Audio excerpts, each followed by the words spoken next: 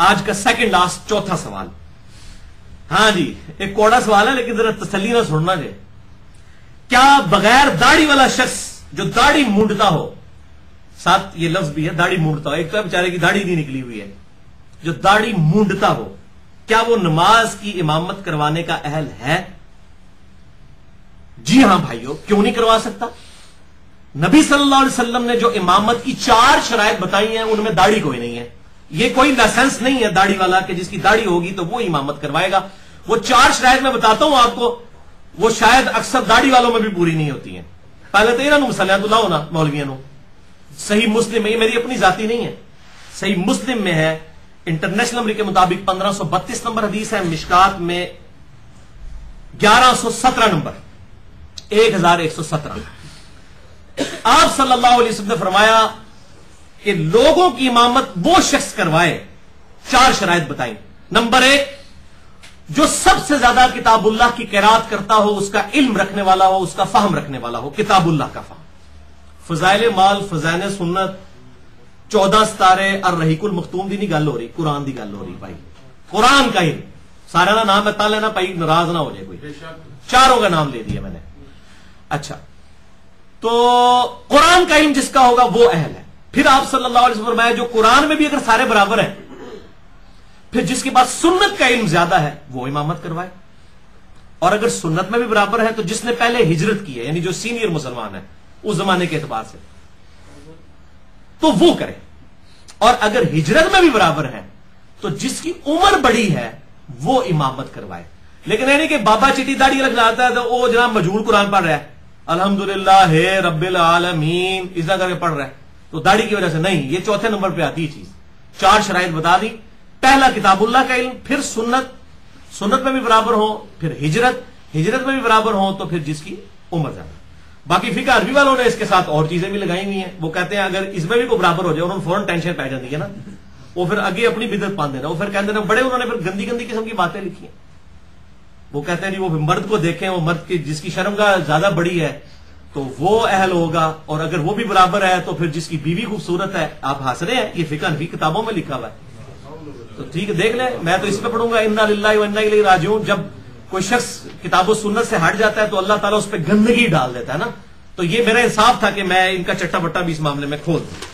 تو بھائیو داڑھی کوئی شرط نہیں ہے، یہ 4 شرائط ہیں جس میں بھی پوری ہو. اگر آپ مجھ سے پرسنلی پوچھیں کہ یہ ناراض نہیں ہونا، یعنی میری اگر جاوید احمد غامدی صاحب سے ملاقات ہو تو میں کبھی نہیں چاہوں گا کہ وہ میرے پیچھے نماز پڑھے. میری خواہش ہوگی وہ امامت کروائیں، اگرچہ مجھے کئی معاملات میں ان سے اتفاق ہے. یا پروفیسر احمد رفیع اختر صاحب اگر وہ آ جاتے ہیں سامنے تو میں تو کہوں گا وہ امامت کریں، اور میں کرتا ہوں. اگلے دن میرے آفس میں ایک بریگیڈیئر صاحب ہیں ہمارے سیکورٹی کے، بڑے شریف النفس آدمی ہیں، داڑھی نہیں ہے ان کی، یعنی قدرتی نہیں، مطلب داڑھی مونڈتے ہیں. تو وہ بڑی تکبیر اولیٰ کا اہتمام کرتے ہیں اور مسجد کی پہلی صف میں وہ جمعے میں بھی نظر آتے ہیں. تو میں بڑا ان پہ رش کرتا ہوں کیونکہ میں بھی اس چیز کی بڑی چاہت رکھتا ہوں. تو امامت میں ہی کرواتا ہوں. عصر کی نماز میں اگلے دن کیا سب لوگ کھڑے تھے، تو جب اقامت شروع ہونے لگی تو میں نے کہا بریگیڈیئر صاحب آج آپ نے نماز پڑھانی ہے. اب وہ سارے بےچارے اتنی لمبی لمبی داڑھی والے بھی پیچھے کھڑے ہوتے ہیں. وہ کہتے ہیں جناب ایک ایک جناب مصیبت کھڑی کر لگا. تو وہ کہتے ہیں نہیں وہ بےچارے گھبرا گئے. میں نے کہا نہیں، یہ میں آج یہ بت پرستی ان کی توڑنی ہے کہ داڑھی کا کوئی تعلق نہیں ہے نماز پڑھانے کے ساتھ. اس کا تعلق تو قرآن کے علم کے ساتھ، سنت کے علم کے ساتھ ہے. کوئی کتنا مطلب سنت کو فالو کرنے والا ہے، قرآن کو فالو کرنے والا ہے. اور سنت ہی صرف داڑھی نہیں رہ گئی ہے. داڑھی مڈانا چھوٹا گناہ ہے، جھوٹ بولنا اس سے بڑا گناہ ہے. داڑھی مڈانے کے اوپر کوئی وعید نہیں آئی ہے کہ دوزخ کی سٹیں گے. میرے نزدیک تو داڑھی رکھنا فرض ہے. میرا مسئلہ نمبر 33 سن لیں. میں سمجھتا ہوں یہ گناہ کبیرہ ہے، لیکن جھوٹ کے لیول کا نہیں ہے، غیبت کے لیول کا نہیں ہے، کوڑ مارنے کے لیول کا نہیں ہے، لوگوں سے حق چھپانے کے لیول کا گناہ تو نہیں ہے. ایک مولوی جو ممبر پہ چڑھ کے گالی گلوچ کرتا ہے، لوگوں کو باطل مسئلے بتاتا ہے، یہ بڑا جرم ہے داڑھی مڈانے سے. ان کو مسلوں سے اتاریں جن کے اندر بڑی خرابیاں موجود ہیں. یہ تو پہلے اپنا سرٹیفکیٹ بتائیں نا کہ ان کو داڑھی انہوں نے رکھ کے جو مرضی کر رہے، اس داڑھی کی آڑ میں جو مرضی کرتے جائیں. تو داڑھی شرط نہیں ہے. ہاں جب سارے برابر ہوں گے، قرآن کا علم بھی زیادہ ہوگا، پھر سنت کی طرف آئیں گے، پھر داڑھی آ جائے گی. پھر داڑھی نہیں صرف آئے گی، پھر باقی چیزیں بھی آئیں گی. لیکن یہ صرف ایک ظاہری سرٹیفکیٹ لوگوں نے بنایا ہوا ہے، اور اس کی بنیاد کے اوپر حالانکہ کتنے لوگ ہیں علماء بڑے بڑے لحن جلی کرتے ہیں، ان کو پتہ ہی نہیں تھا سین اور سواد میں کیا فرق ہے. उनको दाल और द्वाद में ही फर्क नहीं पता, अलिफ और आइन में ही फर्क नहीं पता, लहने जली करते हैं, अलहम्द को अलहम्द पढ़ देते हैं, गैरिल मग़दूबी अलैहिम को गैरिल मग़ज़ूबी अलैहिम वलज़्ज़ालिन पढ़ देते हैं, नाऊज़ु बिल्लाह। तो उनकी तो तजवीद ही सही नहीं होती है, लहने जली करते हैं। लहने जली सिर्फ जबर जेर की गलती नहीं है, ये अल्फाज की गलतियां भी लहने जली हैं। मसला नंबर मेरा 23 रिकॉर्ड है, 40 मिनट में मैंने पूरी तजवीद पढ़ा दी है।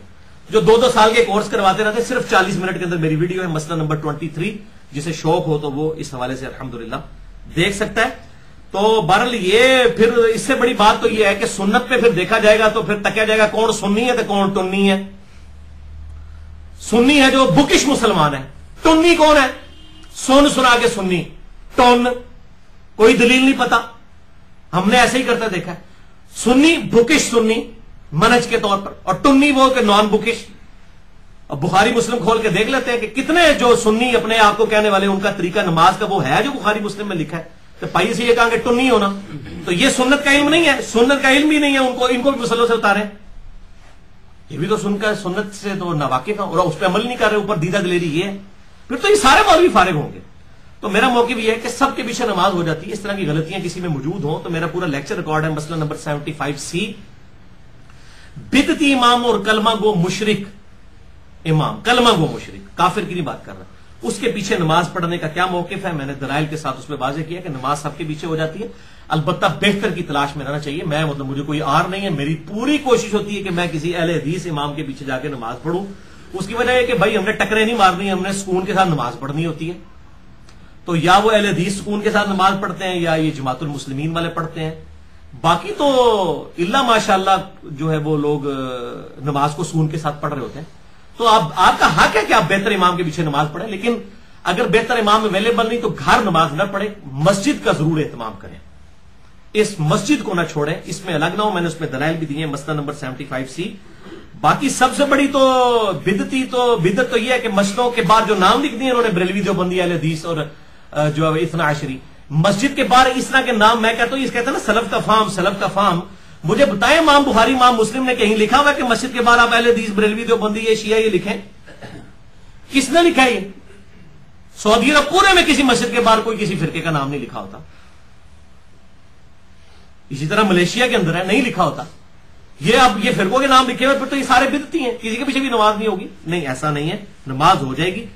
और अल्लाह ताला से दुआ भी करते रहा करें, अल्लाहुम्मा इहदिनस सिरातल मुस्तकीम सिरातल लज़ीना अनअमता अलैहिम गैरिल मग़दूबि अलैहिम वलद्दाल्लीन, आमीन।